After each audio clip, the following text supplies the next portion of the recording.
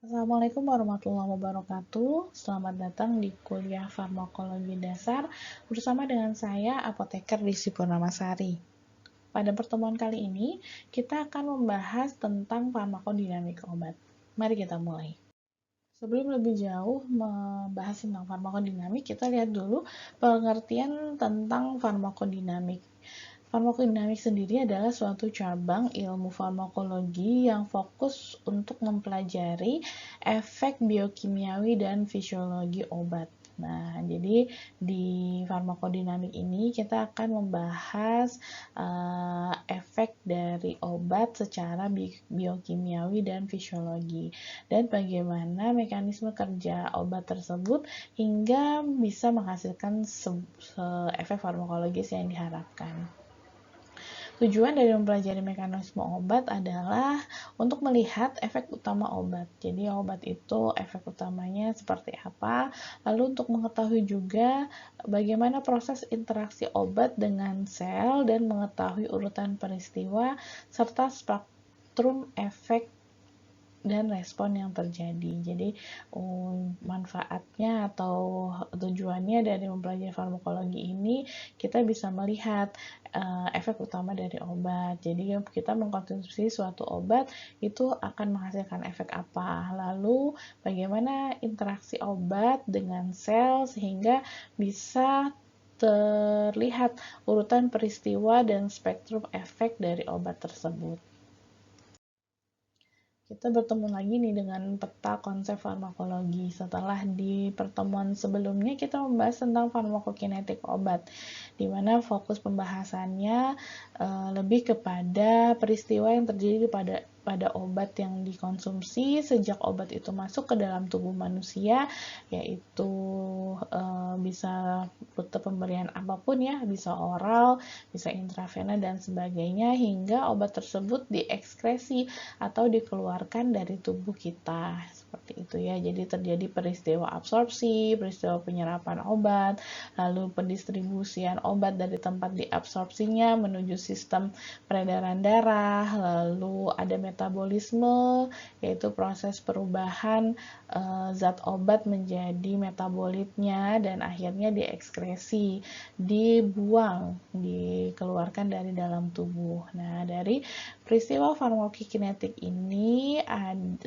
ketika sebelum diekskresi atau sebelum dibuang ke luar tubuh ada peristiwa farmakodinamik, yaitu di mana obat itu akan bertemu dengan reseptornya di sel atau jaringan sasarannya. Nah, setelah bertemu dengan reseptor, kemudian bertemu dengan enzim yang mendukung, obat tersebut akan menghasilkan suatu efek farmakologi. Nah, suatu efek farmakologi inilah yang kemudian diharapkan atau dibutuhkan dari seorang pasien yang mengkonsumsi obat. Mekanisme kerja obat.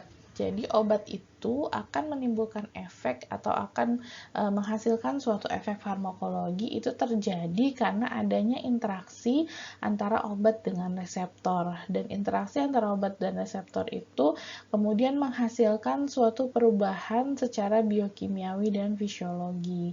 Perubahan biokimiawi dan fisiologi tersebut misalnya ketika kita mengkonsumsi obat, tekanan darah menjadi turun atau kondisi demam menjadi tidak demam. Jadi ada perubahan biokimiawi dan fisiologi yang terjadi karena efek dari interaksi antara obat dengan reseptor obat. Nah, reseptor obat ini adalah suatu makromolekul dengan target khusus yang mengikat suatu obat dan memediasi kerja farmakologis obat tersebut. Ya, jadi reseptor obat ini biasanya merupakan makromolekul yang dia mengikat obat, lalu reseptor obat ini juga yang kemudian memediasi kerja farmakologis obat. Reseptor ini bisa berupa enzim, ada juga asam nukleat, atau protein yang terikat dengan membran khusus. Pembentukan kompleks antara obat dan reseptor kemudian menghasilkan suatu respon biologis. Nah, besarnya respon biologis tersebut sebanding dengan jumlah kompleks ikatan antara obat dan reseptor. Jadi semakin baik suatu obat berikatan dengan reseptor, maka obat tersebut akan semakin aktif secara biologis ya. Jadi besarnya respon obat itu berbanding dengan jumlah atau banyaknya kompleks ikatan antara obat dengan reseptor. Jadi semakin banyak kompleks ikatan obat antara obat dengan reseptor itu maka akan menimbulkan respon obat yang semakin besar. Dan semakin baik ikatan obat dengan reseptor, maka obat tersebut juga dikatakan semakin aktif secara biologis. Nah, reseptor obat itu bisa merupakan komponen protein ya, seperti asetilkolin esterase dan tubulin, bisa juga merupakan asam nukleat. Nah, kalau untuk asam nukleat ini sendiri, dia khusus reseptor untuk obat-obat sitostatika. Jadi obat-obat kanker itu reseptor obatnya khusus berupa asam nukleat. Kompleks ikatan obat dengan reseptor itu bisa merupakan ikatan ion, ikatan hidrogen, ikatan hidrofobik, ikatan van der Waals, dan ikatan kovalen. Nah, ikatan yang terbentuk antara obat dengan reseptor ini bergantung dengan jenis komponen reseptornya ya. Jadi kalau ikatan hidrogen, ikatan ion, hidrofobik, van der Waals, dan kovalen itu sesuai dengan jenis reseptor obatnya. Ikatan antara obat dengan reseptor itu seperti gembok dan kunci ya. Jadi kalau kunci itu hanya bisa membuka gembok yang spesifik ya. Jadi suatu gembok itu hanya memiliki suatu kunci yang spesifik. Begitu juga dengan obat dan reseptornya. Jadi obat itu tidak bisa sembarangan berikatan dengan reseptor karena ada seperti gembok ya, seperti gembok dan kunci ya, itu kan ada ulir atau lipatan-lipatan yang khas ya. Jadi tidak bisa satu gembok dengan dua kunci atau satu kunci dengan dua gembok seperti itu. Sama seperti obat itu juga menempel hanya pada reseptor yang sesuai seperti itu. Jadi tidak bisa obat ini menempel sembarangan pada reseptor yang ada. Dua agonis obat menempel pada tempat reseptor. Agonis obat yang tepat masuk merupakan agonis kuat dan semakin aktif secara biologis daripada agonis lemah. Maksudnya gini, jadi di sini ada dua agonis ya, dua obat yang efek kepada tubuh ya. Fungsi di sini ada dua agonis lemah dan agonis kuat. Di mana agonis kuat ini memiliki struktur atau bagian yang tepat menempel pada reseptor sehingga disebut dengan agonis kuat. Sedangkan agonis lemah ini adalah dia bisa menempel tapi tidak tepat menempel pada reseptor, disebut dengan agonis lemah. Ini yang tadi kita bahas di slide sebelumnya, yaitu kompleks ikatan antara obat dengan reseptor semakin kuat, semakin banyak, itu akan menunjukkan atau mengakibatkan semakin aktif obat tersebut di dalam tubuh. Interaksi antara obat dengan reseptor merupakan ikatan lemah ya. Jadi ikatan ion, hidrogen, hidrofobik, dan van der Waals ini merupakan ikatan yang lemah. Lalu intensitas efeknya berbanding lurus dengan fraksi reseptor yang terikat. Jadi semakin banyak reseptor dan obat yang berikatan itu akan menghasilkan intensitas efek yang semakin banyak atau semakin tinggi juga. Nah, jadi intensitas efek akan mencapai maksimal jika seluruh fraksi reseptor akan terikat.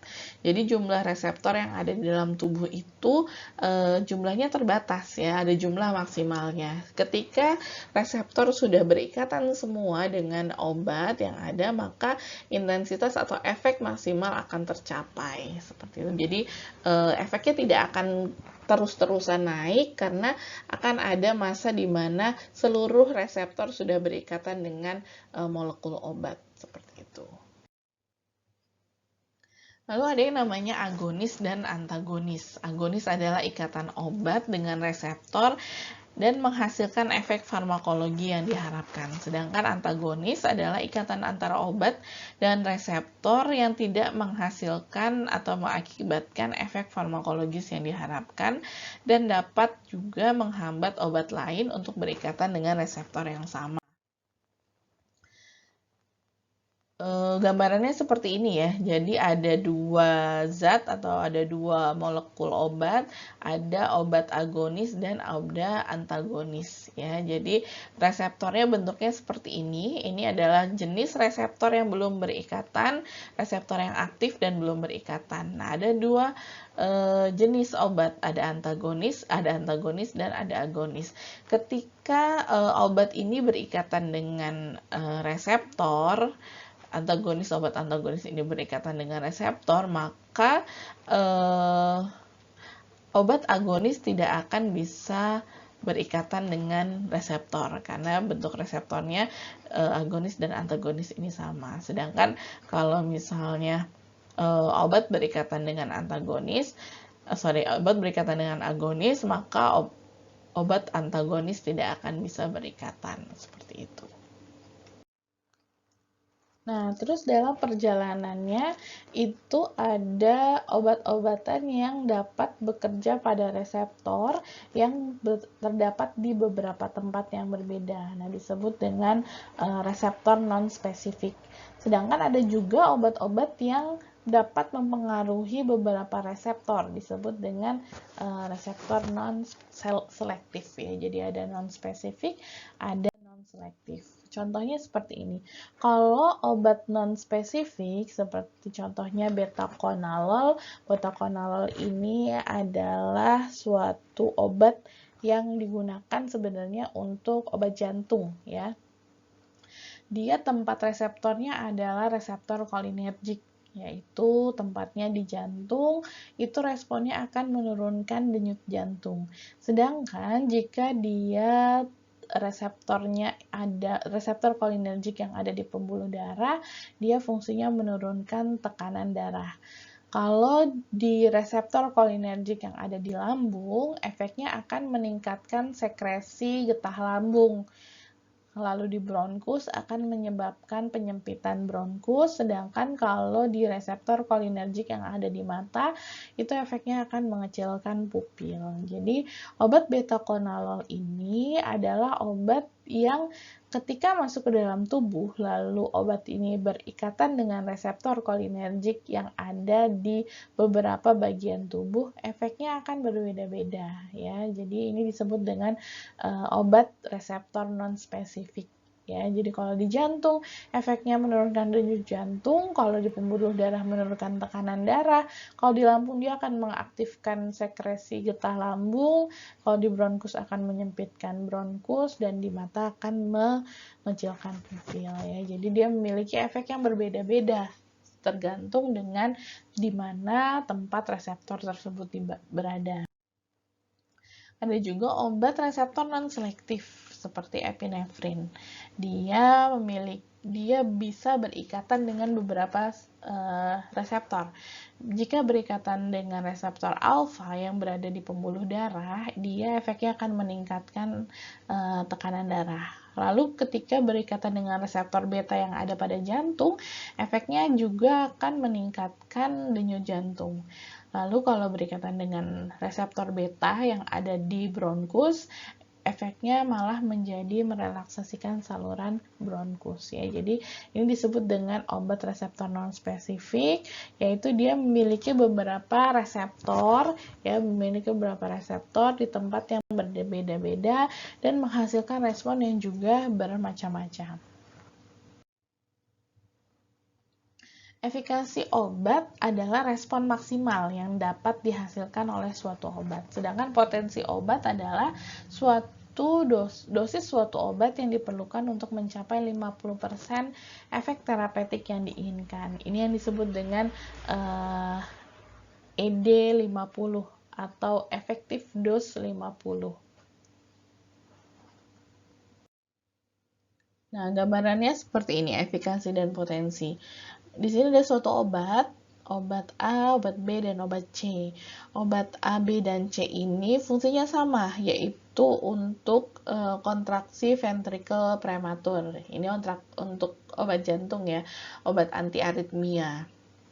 Nah, obat A, obat B, dan C ini kemudian diplotkan di suatu grafik hubungan antara kontraksi obat dengan efek maksimal. Dari grafik ini kita bisa melihat obat A itu bisa menghasilkan efek maksimal untuk anti aritmia itu ada di dosis 1 mg. Ya, sedangkan obat B itu bisa menghasilkan efek maksimal untuk anti aritmia itu ada di dosis 10 mg. Oke, di sini kita bisa melihat bahwa obat A itu bisa memiliki potensi yang lebih bagus daripada obat B karena dia membutuhkan dosis yang lebih sedikit atau dosis yang lebih kecil untuk menghasilkan efek maksimal. Sedangkan ada obat C di mana dia bisa mengurangi kejadian aritmia hanya sebesar 60% dan memerlukan dosis 5 mg untuk mencapai efek tersebut ya. Jadi untuk obat C ini dia bisa menghasilkan efek maksimalnya adalah 60%. Dia tidak bisa mencapai 100% efek maksimal dan memerlukan dosis 5 mg untuk mencapai efek 60% tadi.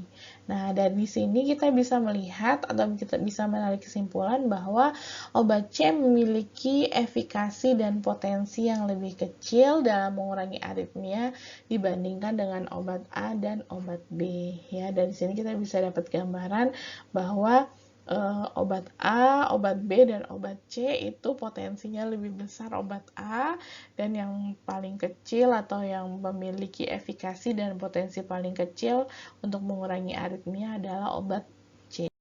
Lalu ada yang namanya indeks terapi obat. Nah, indeks terapi obat ini menunjukkan intensitas efek obat itu berbanding lurus dengan fraksi reseptor yang diikatnya dan intensitas efek maksimal jika seluruh reseptor sudah diduduki oleh obat. Jadi, jumlah reseptor yang berikatan dengan obat itu akan berbanding lurus dengan intensitas efek obat ya. Jadi konsentrasi obat itu akan berbanding lurus ya. Konsentrasi obat yang berikatan dengan reseptor itu akan berbanding lurus dengan efek dari obat tersebut. Nah, sampai di suatu titik di mana seluruh reseptor sudah berikatan dengan obat ya, maka efek dari obat tersebut tidak kemudian terus naik, tapi dia akan melandai karena sudah mencapai efek maksimalnya ya, karena semua reseptor sudah berikatan dengan obat, sehingga tidak ada penambahan lagi atau peningkatan dari efek obat tersebut. Nah, dosis obat yang menimbulkan efek terapi pada 50% individu disebut dengan dosis efektif median.